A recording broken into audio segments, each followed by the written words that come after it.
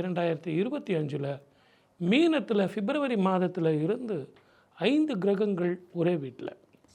அதே மாதிரி சனியும் செவ்வாயும் பார்வையும் சனி செவ்வாய் சேர்க்கையும் இந்த ஆண்டு நிச்சயமாக சில நிகழ்வுகளை கொடுக்கும்.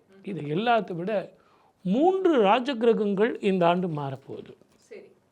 ஒன்று, சனீஸ்வரர் கும்பத்தில் இருந்து மீனத்துக்கும், மீனத்தில் இருக்கிற ராகு கும்பத்துக்கும் வரப்போகிறார். இப்போ ரிஷபத்தில் இருக்கிற குரு ஏற்கனவே ரிஷபத்தில் பகை பெற்ற குருவாக தான் இருக்கார். அவர் மிதுனத்துக்கு போகிறாரே, நல்லா இருக்கும்ல சார், அது புதனுடைய வீடு தானே, ஆனால் அதுவும் பகை பெற்ற வீடு தான். ஆனால் இப்படிப்பட்ட சூழ்நிலை இந்த ஆண்டு பிறக்கும் பொழுது எப்படி இருக்கும் அப்படிங்கிறது தான் கொஸ்டின் மார்க். இயற்கை அழிவுகள் நிச்சயமாக இருக்கும்.